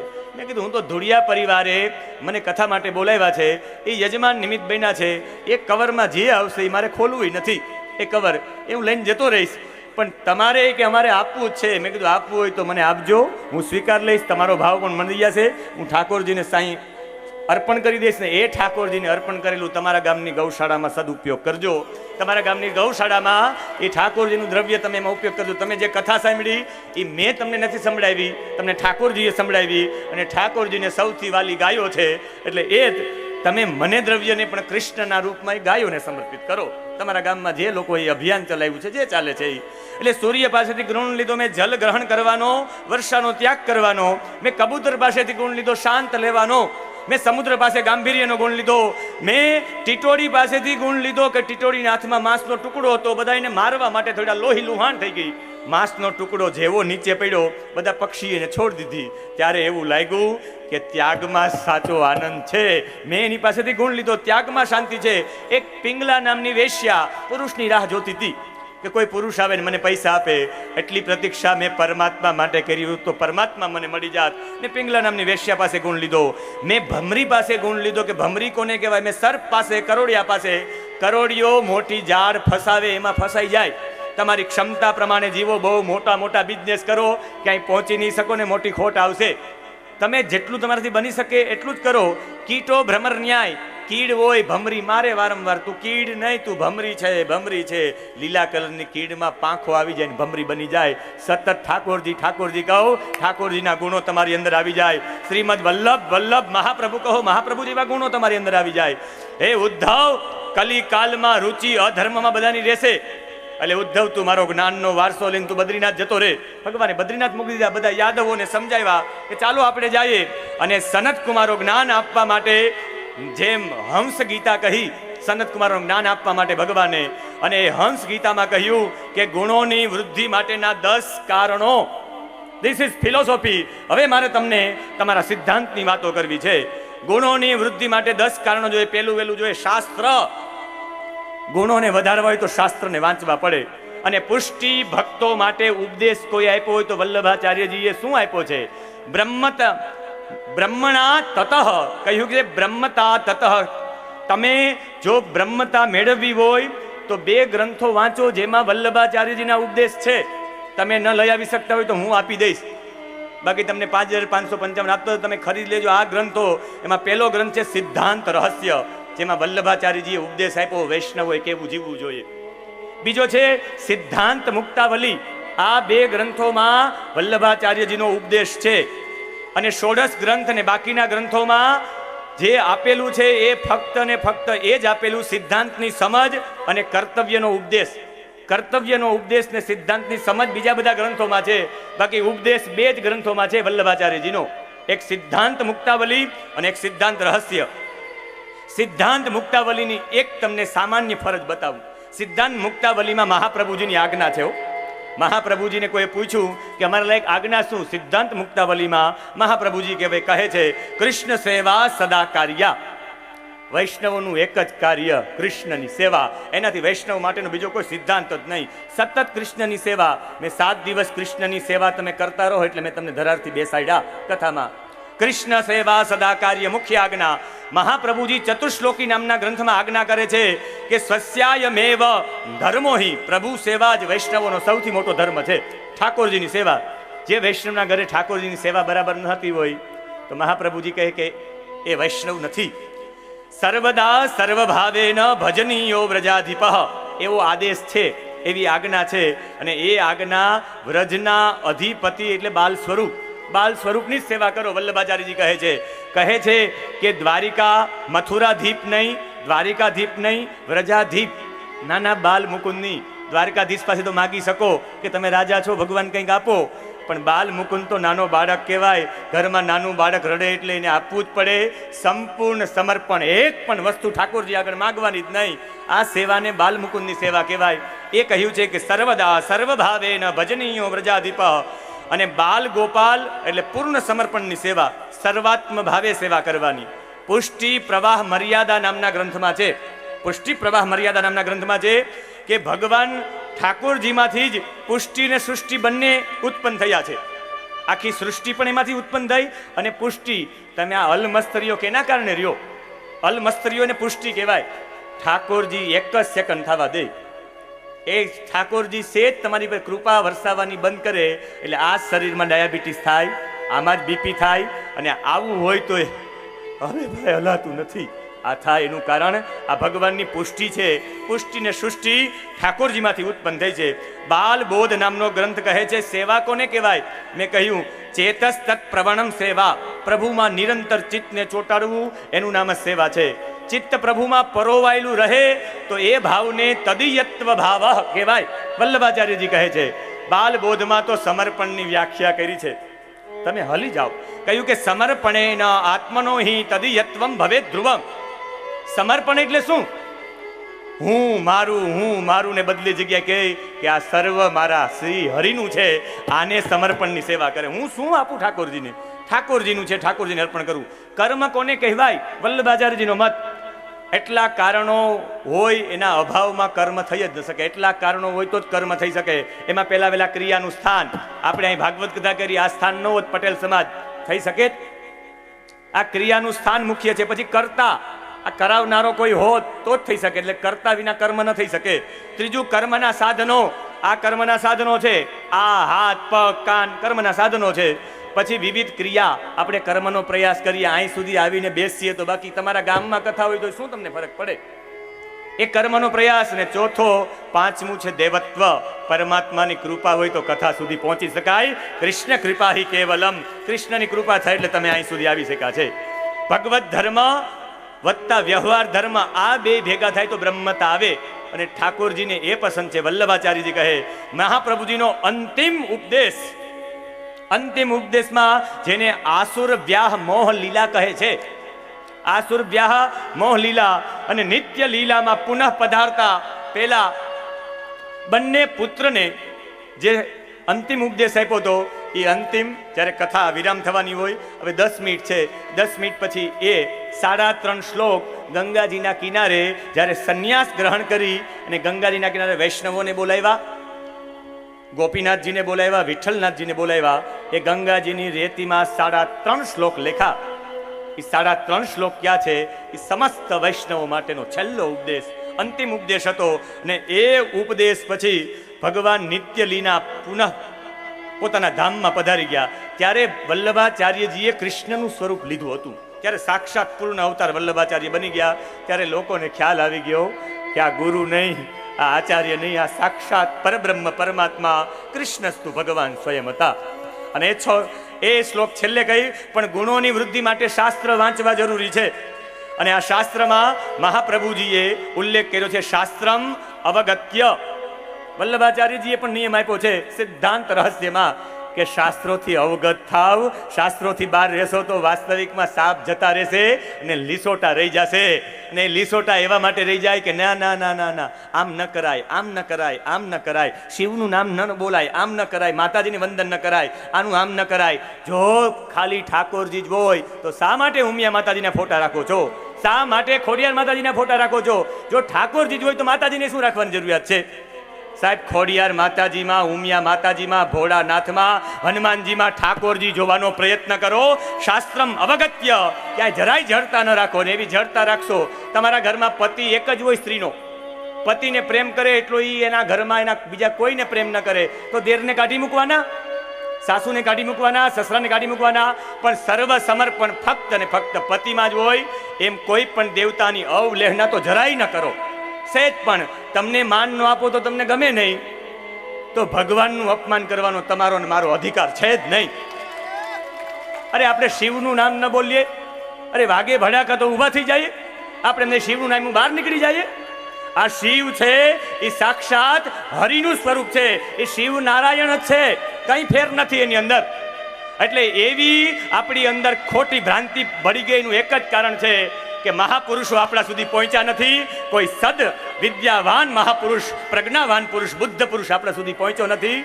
અને એ ન પહોંચે તો કંઈ નહીં, આપણી પાસે સૌથી મોટું શાસ્ત્ર છે ને એ શાસ્ત્ર તમારા ગામમાં હું એ અર્પણ કરતો જાઉં. જે વૈષ્ણવ હોય એ ત્યાંથી સિદ્ધાંત રહસ્ય, સિદ્ધાંત મુક્તાવલી, અણુભાષ્ય સુબોધનજી રાખે, એનું અધ્યયન કરે. ચોક્કસ એ શાસ્ત્ર તમને મદદ કરશે. ગ્રંથ દેવતા છે, તમને મદદ કરવા માંડે, તમારે કોઈની જરૂરિયાત ન પડે. મારા જેવો આવીને તમને શું સમજાવે? જેણે વર્ષોથી ઠાકોરજીની સેવા કરી હોય પોતાના ભવનની અંદર, એને સમજાવવાનો મારો કોઈ હક નથી. અને એ રીતે કહ્યું છે કે શાસ્ત્રોથી જ્ઞાન વધે, પછી દેશથી વધે, કાલથી વધે, કર્મથી વધે, જન્મથી વધે, ધ્યાનથી વધે અને સંસ્કારોથી જ્ઞાન વધે. બધા પ્રભાસ ક્ષેત્રમાં પહોંચ્યા છે, બધા લોકોએ દારૂ પીધો છે, એ મેરકનું એરકાનું ઘાસ હતું, બધા સામ સામે લડી સૌના ધામ ઉપર પહોંચી ગયા છે. બલદેવજી પણ ધામમાં પહોંચી ગયા. ત્યાંથી ધ્યાન થઈ એ સર્પનું રૂપ, શેષનાગનું રૂપ લઈને એ સમુદ્રમાં જતા રહ્યા. હવે ભગવાન બાકી રહ્યા છે. ભગવાન એક પીપળાના વૃક્ષ નીચે જઈને બેઠા છે. અને જ્યારે બેઠા ત્યારે ઉદ્ધવને થયું કે ભગવાન મને છોડીને જાય જ નહીં. અને ભગવાનને છોડી ન જાય એટલે ઉદ્ધવ પાછળ આવ્યો. અગરુ ધૂપની સુગંધ આવી ભગવાનની પાસે ગયા. ત્યાં મૈત્રેય ઋષિ પણ આવ્યા. બંને ભેગા થઈ ગયા અને ભગવાન ચતુર્ભુજ નારાયણ સ્વરૂપે હતા. કહ્યું કે પ્રભુ, આ બધા યાદવોનું શું થયું? એ સ્વધામ ગમન કરી ગયા. હવે ઉદ્ધવ હું પણ જાઉં છું. ભગવાનના પગમાં ઉદ્ધવ પડીને રડ્યા છે. તદ વિયોગે ન તે ભક્તા કથમ સ્થાસ્યંતિ ભૂતલે. તમારા વિના પરમાત્મા, આ બધા ભક્તો કેમ રહી શકશે તમારા? ભગવાને કહ્યું કે હવે બધી વાત સાચી છે, પણ હવે મારે લીલા પૂરી કરવાનો સમય આવી ગયો છે. વિશેષ કંઈ ન કહેતા ભક્તોના લક્ષણો બતાવ્યા છે કે ઉદ્ધવ, આખી ઉદ્ધવ ગીતા કહી છે. This is philosophy. ભગવાને એવા જવાબો આપ્યા છે. ઉત્તમ ભક્ત એને કહેવાય કે જે ખાલી મૂર્તિમાં ઠાકોરજીને જુએ ને એ કનિષ્ઠ ભક્ત કહેવાય. સંતોમાં, મહાપુરુષોમાં ભગવાનને જોઈ મધ્યમ ભક્ત કહેવાય. અને કણે કણમાં નારાયણને જોઈને એ સૌથી ઉત્તમ ભક્ત અને વૈષ્ણવ કહેવાય. બધામાં નારાયણને જોઈ, કણે કણમાં. સાહેબ, કણે કણમાં જોવાની વાત કરી હોય તો શિવલિંગમાં કેમ ન જોઈ શકીએ? શા માટે અંબાની મૂર્તિમાં ન જોઈ શકીએ? ગણેશની મૂર્તિમાં શા માટે ન જોઈ શકીએ? રાજકોટમાં એક હવેલીમાં મેં અનુષ્ઠાન કર્યું હતું ગાયત્રી મંત્રનું. વર્ષો પહેલા એને ગાયત્રી મંત્ર અનુષ્ઠાન કરાવ્યું. એટલે અમુક વસ્તુની જ્યાં જરૂરિયાત પડે ત્યાં કરવું જ પડે. પણ એ ગાયત્રી અંદર મારા ઠાકોરજી રોજ પૂજા કરવા માટે આવતા, પણ ઠાકોરજીનું સ્વરૂપ માનીને જ કે તમારે કારિકામાં ઠાકોરજીનું નામ બોલવાનું. અંભૂર્ભુવસ્વ વેદ જનન્યે પરબ્રહ્મ પરમાત્મને કૃષ્ણાય નમઃ એમ બોલવું. એમ કરીને પૂજા કરતા, પણ કરતા ગાયત્રીની પૂજા. ત્યારે મને એવું થયું કે વાસ્તવિકમાં આવો ભાવ જોઈએ. અને આખો વિભૂતિ યોગ કહ્યો કે આખો વિભૂતિ યોગ ખાલી શ્રીમદ ભગવદ્ ગીતામાં નહીં, ભાગવતજીમાં પણ છે કે મંત્રોમાં હું ઓમ છું, છંદમાં ગાયત્રી, વસુમાં હું અગ્નિ, રુદ્રોમાં હું શંકર છું. ભગવાન બોલ્યા. 11મા સ્કંદમાં વાંચજો ક્યારેક. ભગવાને કહ્યું રુદ્રની અંદર શંકર હું છું. તો આપણે એમાં કેમ ઠાકોરજીને ભગવાન બોલ્યા ઉદ્ધવને? ભગવાને કહ્યું બ્રહ્મર્ષિમાં ભૃગુ, સિદ્ધોમાં કપિલ, દૈત્યોમાં પ્રહલાદ, યક્ષમાં હું કુબેર, ગજેન્દ્રમાં ઐરાવત, મનુષ્યમાં રાજા, આશ્રમોમાં સંન્યાસ અને વર્ણોમાં હું બ્રાહ્મણ છું. કયું સ્નાન સમયે, ભોજન સમયે, હવન સમયે, જપ સમયે, મળમૂત્રના ત્યાગ સમયે મૌન રાખું. દ્રષ્ટિપૂતમ ન્યસેત પાદમ વસ્ત્રપૂતમ પીબેત જલમ. વસ્ત્રથી ગાડીને જલ પીવું જોઈએ. અને છેલ્લે કહ્યું હવે કંઈક પ્રશ્ન પૂછવા આવ્યું તો પૂછને. અર્ધ લાઈન કરી દીધી પ્રશ્નોની. આના પર વિવરણ થાય, પણ 5 જ મિનિટમાં બધા પ્રશ્નોના જવાબ તમારી પાસે. યમ કોને કહેવાય, નિયમ કોને કહેવાય, શમ કોને કહેવાય, દમ કોને કહેવાય, તિતિક્ષા કોને કહેવાય, ધૈર્ય કોને કહેવાય, દાન કોને કહેવાય, તપ કોને કહેવાય, પ્રભુ વીરતા કોને કહેવાય, સત્ય કોને કહેવાય, રીત કોને કહેવાય, પ્રભુ જ્ઞાની કોને કહેવાય, મૂર્ખ કોને કહેવાય, સુખ કોને કહેવાય, દુઃખ કોને કહેવાય, લજ્જા કોને કહેવાય, ભગવાન દક્ષિણા કોને કહેવાય, સુમાર્ગ કોને કહેવાય, કુમાર્ગ કોને કહેવાય, ધનવાન કોને કહેવાય, ગરીબ કોને કહેવાય, કૃપણ કોને કહેવાય, ઈશ્વર કોને કહેવાય. પ્રશ્નોની લાઈન કરી નાખી. ભગવાને યમ શમ દમ સમજાવતા કહ્યું તિતિક્ષા એને કહેવાય ભગવાન માટે દુઃખ સહન કરવું, એને તિતિક્ષા કહેવાય. સુરવીર એને કહેવાય, સાચો વીર એ છે જે સ્વભાવ ઉપર વિજય મેળવે. સ્વભાવથી આખી દુનિયા લાચાર છે. તમે મારી ઉપર ક્રોધ કરો ને હું તમારી ઉપર ક્રોધ કરું, એ ક્રોધ ઉપર ક્રોધનો વિજય છે. કહ્યું કે આખી દુનિયામાં સુખ એ છે, નિરપેક્ષતા સુખ છે. અપેક્ષા ઓછી રાખો એ સુખી કહેવાય, અને અપેક્ષાના કોથળા ભરો એ દુઃખ કહેવાય. પંડિત એને કહેવાય જે બંધન અને મોક્ષના તત્વને જાણે, એ પંડિત કહેવાય. હું અને મારું, હું ને મારું, એ મૂર્ખ કહેવાય. તમે સત્વગુણની વૃદ્ધિ તમારી અંદર જ્યાં સુધી થાય એ સ્વર્ગ કહેવાય. તમે 7 દિવસ તમે બેઠા અહીંયા, તમારી અંદર સાત્વિક ગુણો વધ્યા. એ સાત્વિક ગુણો જે જગ્યાએ વધે એને સ્વર્ગ કહેવાય. મેં તમને 7 દિવસ સ્વર્ગમાં બેસાડવાનો પ્રયત્ન કર્યો અને તમે તમો ગુણમાં જતા રહ્યો એટલે નર્કમાં કહેવાવ. મારે તમને 7 દિવસમાં 1 મિનિટ પણ નર્કમાં જવા દેવા નહોતા, એટલે મેં તમને 7 દિવસ ધરારથી બેસાડ્યા. ઊભા થઈ જાય તો બેસાડું કે બેસો બેસો, એનું કારણ કે મારે તમને સ્વર્ગમાં રાખવા. કારણ કે ઠાકોરજીના ભક્ત સ્વર્ગમાં નહીં તો વૈકુંઠમાં હોવા જોઈએ, નિત્ય લીલામાં હોવા જોઈએ, એટલે બેસાડ્યા છે. ધનવાન ગુણ સંપન્ન માણસ ધનવાન છે. અને કહ્યું કે નિર્ધન જેનો અભાવ, અસંતોષી માણસ નિર્ધન ગરીબ જ છે. જીતેન્દ્રિય નથી, કૃપણ છે. અને મારી કથા મનુષ્ય માટે પરમ કલ્યાણકારી છે, ભાગ્યશાળી છે. હું મારું તેજ આ ભાગવતજીમાં પધરાવતો જાઉં છું. હવે મને મળવું હોય તો ભાગવતજીમાં મળશું. તારે નિર્ગુણની ઉપાસના કરવી તો ઓમ નમો નારાયણાયનો જપ કરજે. સગુણની ઉપાસના કરવી તો ઓમ નમો ભગવતે વાસુદેવાયનો જપ કરજે. અલકનંદામાં જઈ, બદ્રીનાથમાં જઈ, વલકલ વસ્ત્ર પહેરી, કંદમૂળ ખાય અને ભાગવત ધર્મ પારાયણ બનજે. અને એ રીતે એની પાદુકા આપી. બંને લોકોએ પ્રદક્ષિણા કરી, પાદુકા લઈને જતા રહ્યા. આ તરફ પારધી જરાએ બાણ ચલાવ્યું છે, ભગવાનને પગમાં વાગ્યું છે. જરા નામનો પારધી રડતો રડતો આવ્યો, પ્રભુ મને માફ કરો, મને હરણનું બચ્ચું લાગ્યું. ભગવાને કહ્યું, મા ભેજરે ત્વમ ઉત્તિષ્ઠ કામ એશ કૃતો હિ મેં. જરાય ડર નહીં, તું પૂર્વનો વાલી હતો, આ વખતે હું ઋણ ચૂકવવા આવ્યો છું. કઈ કઈનું ઋણ ચૂકવ્યું છે મેં યશોદા બનાવીને, મંથરાનું કલંક દૂર કર્યું છે મેં કુબજા બનાવીને. તું વાલી હતો અને એ સમયમાં મેં છુપીને બાણ માર્યું તું. આ ઋણ પૂરું છે, મને કોઈ હરાવી શકે નહીં. એમ કહે છે કે કુસંપ માણસને હરાવે, કુસંપ ન કરવો એ મેસેજ પણ આપ્યો છે. દારૂ પીવો તો યાદવા સડી થાય, જુગાર રમો તો મહાભારત થાય, અને પત્નીની પાછળ કામા ધૂંધ બનીને જાય અને વચન આપી દઈએ તો રામાયણ થાય. દારૂકને કહ્યું કે દારૂક, આજથી 7 દિવસ પછી દ્વારિકા આખી ડૂબી જશે, અને અર્જુનને કહેજો કે અમારી પાછળના અગ્નિ સંસ્કારો કરીને રાણીઓને લઈ જાય અને વ્રજ નામનો અનિરુદ્ધનો પુત્ર છે એને મથુરાની ગાદી ઉપર બેસાડે. જેવા દારૂક ગયા અને આ તરફ ભગવાન સદેહ, સવસ્ત્ર, સપરિકર, સ આયુધ ભગવાન જવાની તૈયારી કરતા હતા. ઉપરથી પુષ્પની વૃષ્ટિ થઈ, દેવતાઓ આખી ભાગવત સંભળાવી અને ભગવાન સવસ્ત્ર, સ આયુષ સાથે, પરિકર સાથે ભગવાન અંતર ધ્યાન થયા. પૃથ્વીને છોડીને પિંડદાન કર્યું, દ્વારિકા ડૂબી ગઈ. એ સમયે અષ્ટપટરાણીએ દેહ છોડી દીધો, વસુદેવ દેવકીએ દેહ છોડી દીધો. 16,100 જે રાણીઓ હતી એને લઈને જતો હતો. એ સમયે અગ્નિ સંસ્કાર કર્યા, પિંડદાન કર્યા, કાબા લૂંટી ગયા. ત્યારે ખબર પડી કે આ જ ગાંડીવ હતું, પણ જ્યાં સુધી કૃષ્ણ હતા ને ત્યાં સુધી બધું હતું. આપણી અંદર પણ આ કૃષ્ણ છે, ત્યાં સુધી ધમ પછાડા છે. જે દિવસે કૃષ્ણ નીકળી જશે આપણે શાંતિ બેસી જશું. અને એ રાજ્યાભિષેક કર્યો મથુરા મંડળમાં વ્રજનો, ત્યાંથી યદુવંશ આગળ વધ્યો. 12મા સ્કંદમાં કલી અને મૌર્યના વંશના વિશે વાત છે. મ્લેચ્છોનું રાજ્ય આવશે. સ્ત્રી અને પુરુષ ખાલી સંભોગ ક્રિયા માટે સંબંધ રાખશે.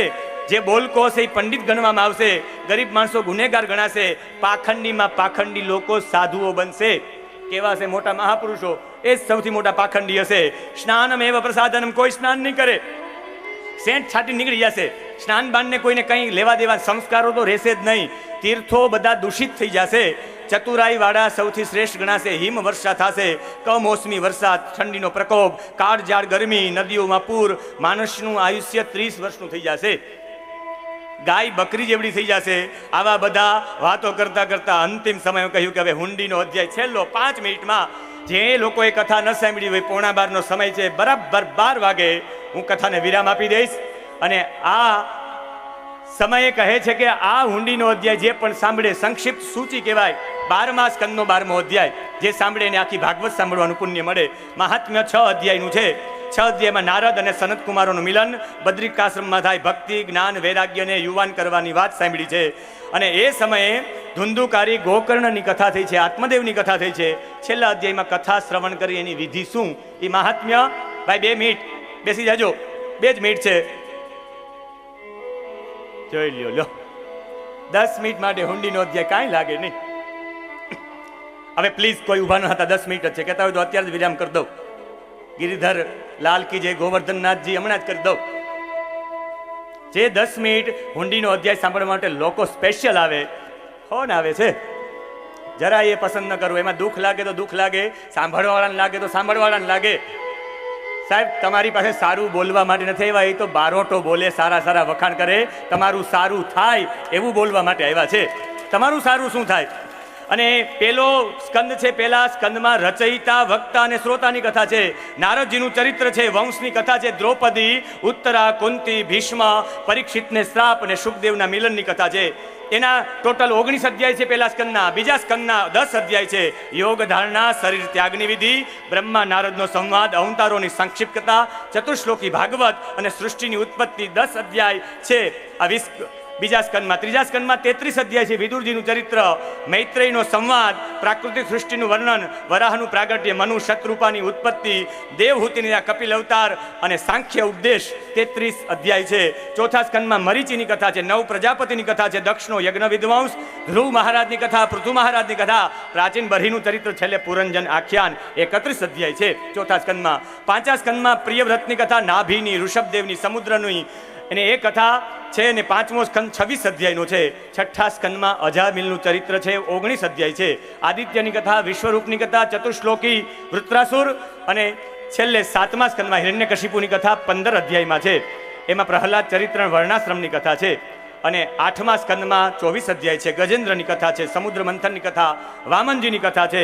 નવમા સ્કંદમાં 24 અધ્યાય છે. એમાં વંશાવલી છે, નિમિનો દેહત્યાગ, ભૃગુવંશ, ચંદ્રવંશ, સૂર્યવંશની ચરિત્ર, એમાં રામચરિત આવે છે.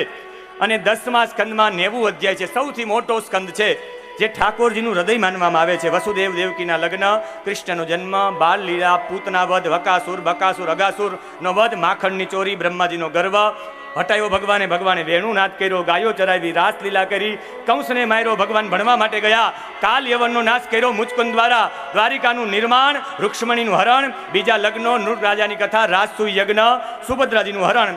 10મો સ્કંદ અને 11મા સ્કંદમાં 31 અધ્યાય છે. યાદવો અને શ્રાપ, યોગેશ્વરોની કથા, એની સાથે 24 ગુરુઓની કથા, ઉદ્ધવ ગીતા, ભગવાનનું સ્વધામ ગમન.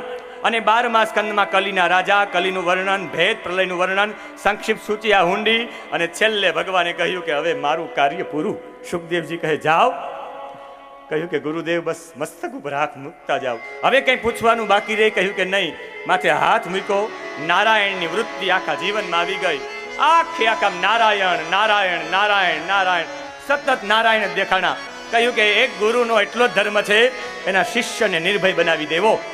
ગુરુ એના શિષ્યને નિર્ભય બનાવે. હવે હું જાઉં. બધી બાજુ નારાયણ દેખાવા માંડી ગયા. તક્ષક નાગ આવ્યો છે, ડંખ માર્યો છે, પણ એને તો જીભ તાળવી અડાડી બ્રહ્મમાં, નારાયણમાં લીન થઈ ગયો. શરીરને ડંખ માર્યો.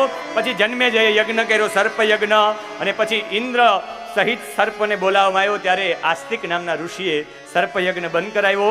અને એ સમયે વેદ, વેદાંત અને પુરાણોમાં કેટલા પુરાણો છે અને એના કેટલા હજાર શ્લોક છે એનું વિવરણ છે. માર્કંડેયજીનું ચરિત્ર છે, બાલ મુકુંદના દર્શન માર્કંડેયજીને થયા. એમ આ 12મો સ્કંદ સમર્પિત. અને સમર્પિત કરતા છેલ્લે વિદાય ગીત લઈ આખી આ ભાગવત ગીતાને સમર્પિત કરતા આપ સૌને પ્રાર્થના કરવાની છે કે હવે હસતા મુખે આપણે બધા વિદાય થઈ અને સૌના ગંતવ્ય તરફ જશું. મુજ દ્વારે ઓ પંખીડા, હસતા મુખડે જાજો રે, હસતા મુખડે જાજો રે. વિદાય ટાણે ઓ પંખીડા, ગીત મધુરા ગાજો રે, ગીત મધુરા ગાજો રે. આ વિદાયનો સમય છે. એટલા દિવસ સુધી રોજનો ક્રમ બંધાઈ ગયો. 9 એટલે કથા ચાલુ જ થઈ જાય, 12 એટલે વિરામ જ થઈ જાય, 3:30 એટલે ચાલુ જ થઈ જાય, ને 6 એટલે વિરામ જ થઈ જાય. આ રોજનો તમારો ક્રમ બંધાઈ ગયો. એટલો આનંદ વીરપુરમાં આવતો હતો કે કથા સવારથી લઈને સાંજ સુધી. આજે આ કથા વિરામ થઈ જશે અને કથાજીમાં સાક્ષાત આ ઠાકોરજી અહીંયાથી જતા રહેશે. અને જ્યારે જતા રહેશે ને ત્યારે આજ પટેલ સમાજ તમને વનરા આખું જંગલ જેવું લાગશે. તમને એમ થશે કે ઠાકોરજી જતા રહ્યા. આ એટલો આનંદ આવતો હતો. એની પાછળનું કારણ કોઈ સારા વક્તા હતા કે PhD વાળા હતા એમ નહીં. તમારી ને મારી વચ્ચે ઠાકોરજી હતા ને, આનંદનું સ્વરૂપ હતું એટલે આનંદ આવતો હતો. આ આનંદનું સ્વરૂપ જવાની તૈયારી છે. એ સમયે જ આપણું હૃદય દુઃખી થઈ જાય. આ સવારથી કથામાં એવો આનંદનો સ્ત્રોત આવતો નહોતો. પ્રયત્ન કર્યો આનંદ મેળવવાનો, પણ એ આનંદ આવતો ન હતો, કારણ કે આ આનંદનું સ્વરૂપ જવાની તૈયારીમાં છે. એટલે ખૂબ આ આનંદ કર્યો છે, પણ છેલ્લે આપણે છૂટું પડવું જ પડે એમ છે, કારણ કે આગળ પણ કથા છે અને 7 દિવસનો આ ક્રમ છે. એટલે આ 7 દિવસના ક્રમમાં ક્યાંક મારાથી કંઈ બોલાઈ ગયું હોય, માફ કરજો વૈષ્ણવો, કદાચ મારાથી કહેવાય ગયું હોય. મારો એક જ હેતુ હતો, તમે કથા શ્રવણ કરો, ઠાકોરજીના ગુણગાન સાંભળો. તમે નહીં સાંભળો તો કોણ સાંભળશે? મારો ઓનલી ફોર હેતુ હતો ઠાકોરને ગમે એવા વૈષ્ણવો, વિષ્ણુને ગમે એવા વૈષ્ણવો સતત કથા શ્રવણ કરે. બાકી હું તમારા ઉપર હુકમ જમાવું કે બેસાડું એવો મારો કોઈ ભાવ હતો નહીં. એટલે કદાચ એ મારા ભાવમાં કઠોર શબ્દ બોલાઈ ગયા હોય તો માફ કરજો, પણ ઓનલી ફોર મારો ઉદ્દેશ્ય હતો કથા શ્રવણ કરો.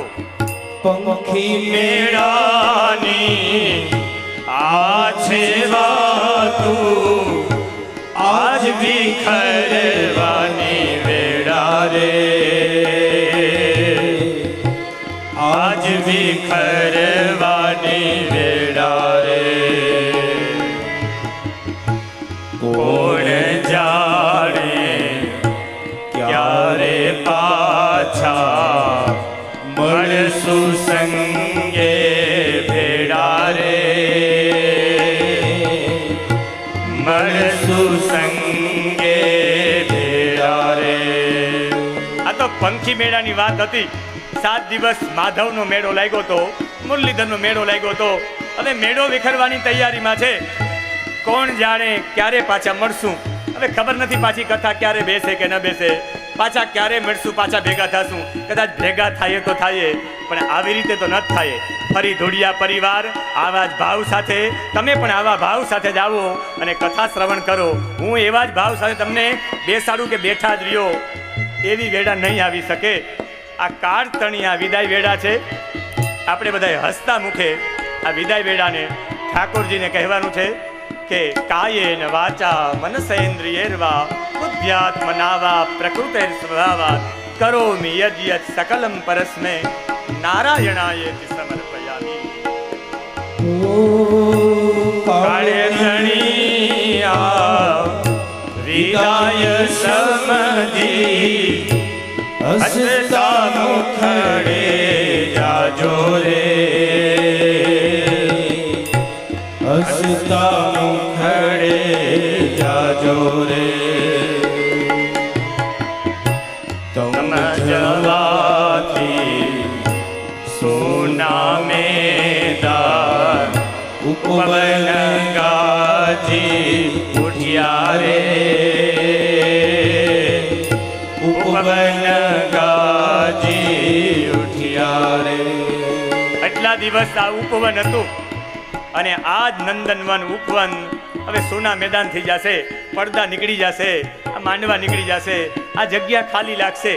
તમને રોજની આ ટેવ પડી ગઈ છે કે સવારમાં 9 વાગે જલ્દી પહોંચી જઈએ ને કાલ તમે પહોંચી જશો 9 વાગે, અને તમે એવું સહેજ પણ ન સમજતા.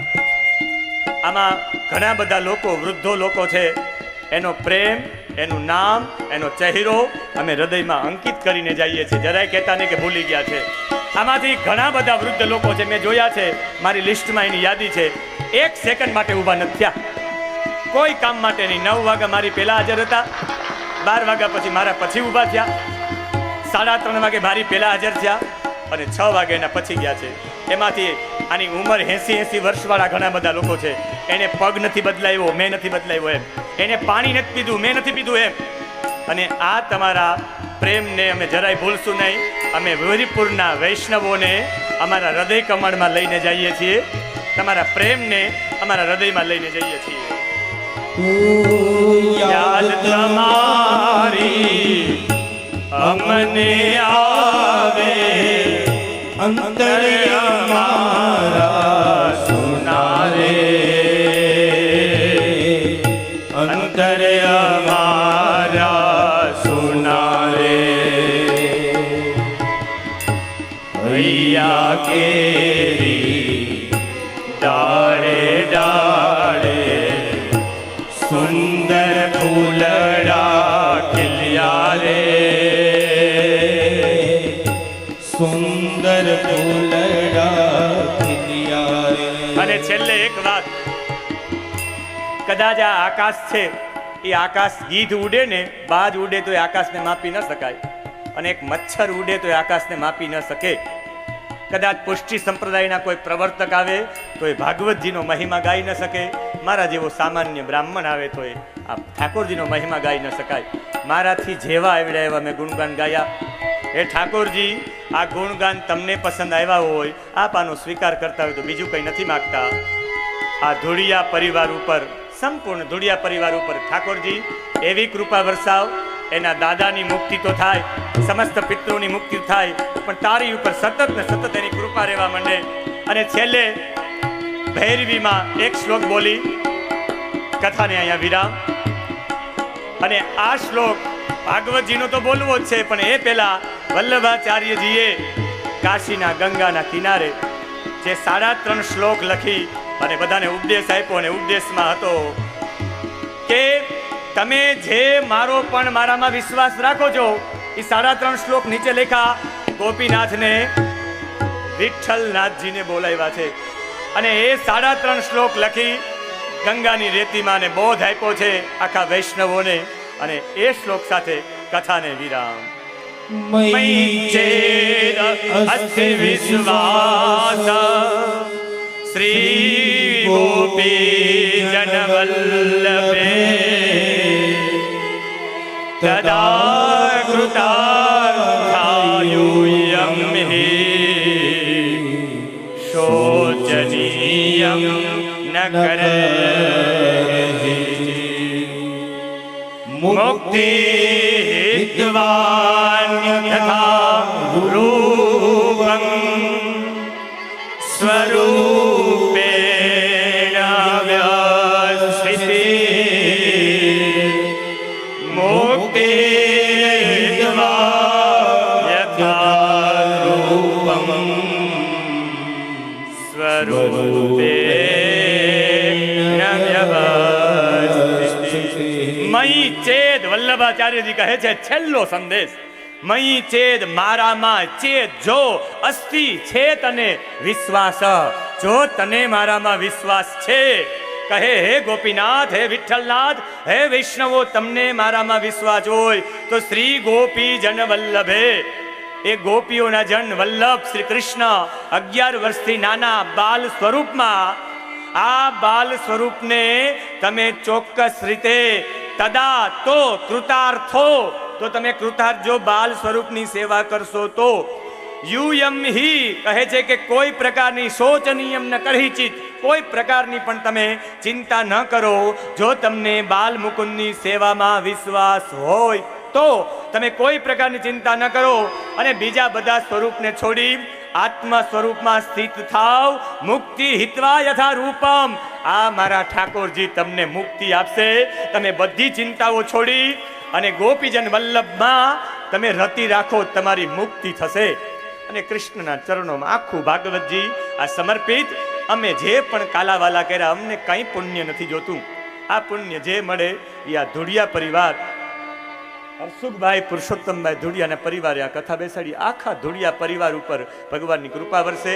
અને વીરપુરના જે શ્રોતાઓએ સતત એક શ્રદ્ધા સાથે કથા સાંભળી, એવા ભગવત પરાયણ શ્રોતા છે, એવા સાચા શ્રદ્ધાળુ શ્રોતા ઉપર વિષ્ણુ ભગવાનની કૃપા, કૃષ્ણ કૃપા હિ કેવલમ વરસતી રહે, એ ભાવના સાથે આપ સૌને વંદન. છેલ્લે એક નાદ એવો કરીએ કે આ નાદ વ્રજ સુધી પહોંચે, અને એ વ્રજની અંદર ઠાકોરજીને પણ ખબર પડે કે રામ કૃષ્ણ અને હરિ શું છે. એ નાદ સાથે બધાની તાલી દેખાવી જોઈએ. જેટલા વૃદ્ધ હોય એ પણ તાલી વગાડીને 2 મિનિટ માટે તાલીના નાદ સાથે રામ કૃષ્ણ હરે રામ કૃષ્ણ હરે રામ કૃષ્ણ હરે રામ કૃષ્ણ હરે.